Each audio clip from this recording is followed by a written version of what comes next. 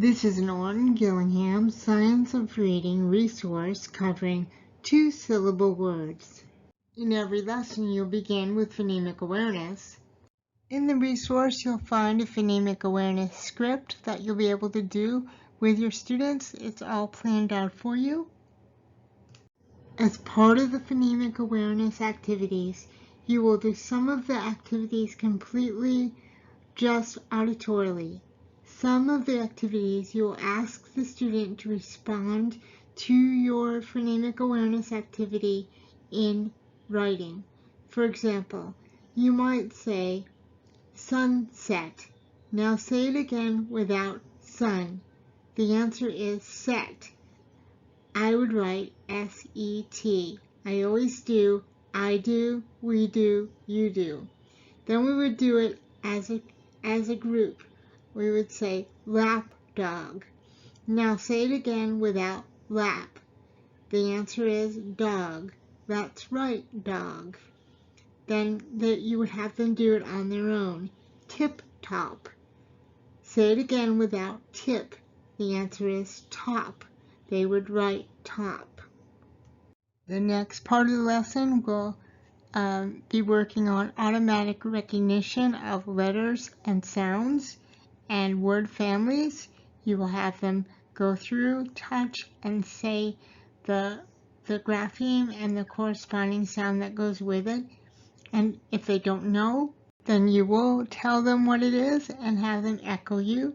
The same with word families. What you're trying to do is increase fluency and speed of recognition. Students will be taught syllable division in these lessons. The lesson plans and the videos give explicit instructions on how students can break words apart according to syllable division rules. Then we're going to do decoding of words. So you're going to have them decode real words, nonsense words.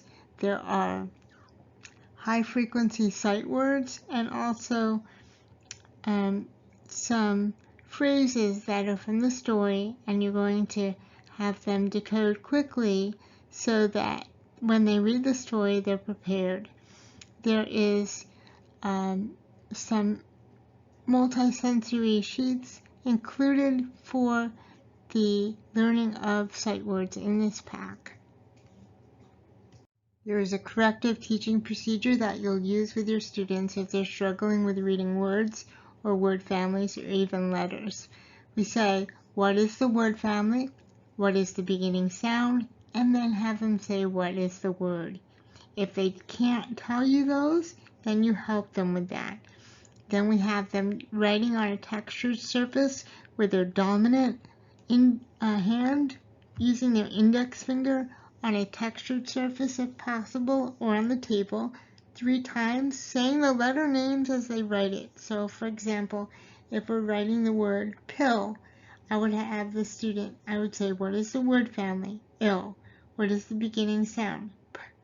What is the word? Pill. I'm going to write that 3 times with our index finger on the textured surface. P-I-L-L, underline the word pill. Again, P-I-L-L, underline the word pill. 3 times on the textured surface with their finger, and then the same exact procedure 3 times on paper. There is another video attached showing you this procedure with a student. Then on the next day of instruction, you would have your students do reading the story. So first you would have them point and say the sounds for automaticity. Then you would go over the words to read and highlight. You can highlight as many or as few as you think is helpful for your students. After the students read the story, if they have trouble, make sure you use the teaching remediation procedure outlined before. Then after they've read the story, then if there's time in that day's lesson, you will do dictation. If you don't have time in this day's lesson, save it for the next day. But make sure that you do the dictation. It is very important. You're going to do 2 sounds, have the student listen for the sound, then they write the sound. Then you'll have the student write 2 words. If it's a 2-syllable word, then you will have them write a line for each syllable, then say the sounds in the words, in the syllables, and write them. And then finally, you will have the student either write a phrase or a sentence. As these words tend to be a bit longer, you might do better with a phrase rather than a sentence, but either one is fine. I usually have the student, I say the phrase, they echo the phrase, then they write a line for each word in the phrase. We talk about what they picture for that phrase so that they can picture what I'm asking them to do. And then after that, we will say it one more time, and then they will write it.